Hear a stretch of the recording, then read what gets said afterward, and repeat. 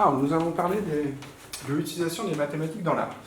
Ici, avec un poème, comme exemple, Carré, de l'auteur Gulevik. Chacun de tes côtés s'admire dans les autres. Où va sa préférence? Vers celui qui le touche ou vers celui d'en face? Mais j'ai oublié les angles où le dehors s'irrite.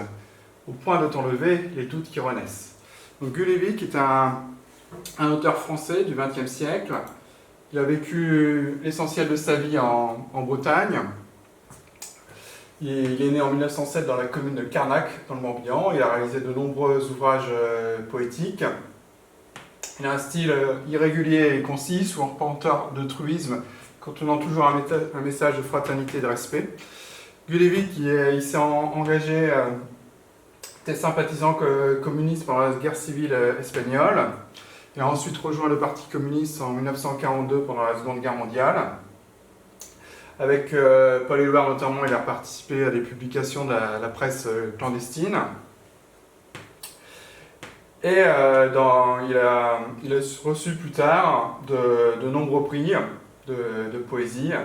Grand prix de poésie de l'Académie française en 1976, le Grand prix national de la poésie en 1984, ou encore le Goncourt de la poésie en 1988 et le prix Bretagne en 1975. Dans ces textes, il n'utilise pas la métaphore, il préfère les comparaisons qu'il juge moins trompeuses. Donc s'il revient au poème Carré, il fait partie d'un recueil de poèmes qui a été publié en 1967, qui s'appelle Euclidienne, en référence au mathématicien Euclide, qui a conçu un ouvrage qui sert de référence en géométrie. Donc les différents poèmes de ce recueil à la fois parlent de la géométrie et aussi nous invitent à réfléchir, à avoir une certaine réflexion sur une certaine sensibilité sur les relations que l'on peut avoir. Donc ces différents poèmes ont toujours un titre qui est le nom d'une figure géométrique, comme par exemple ici carré.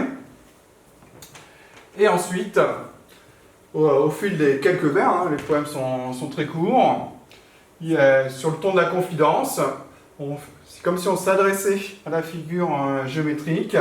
Il va décrire la figure de façon formelle, par exemple pour le poème sur le rectangle, on va retrouver la notion d'angle droit.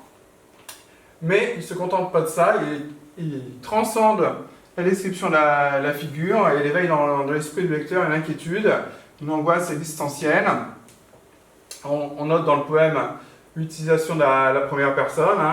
J'ai oublié les angles, par exemple. Ce qui nous amène à vraiment à nous impliquer dans la lecture et dans la réflexion. C'est comme si la figure se confiait à nous.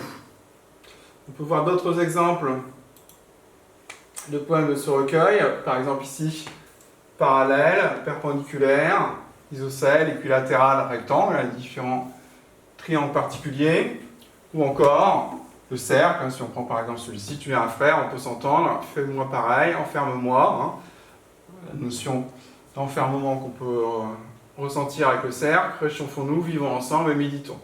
On voit à la fois le lien avec la géométrie et le lien avec la réflexion sur le vivre ensemble.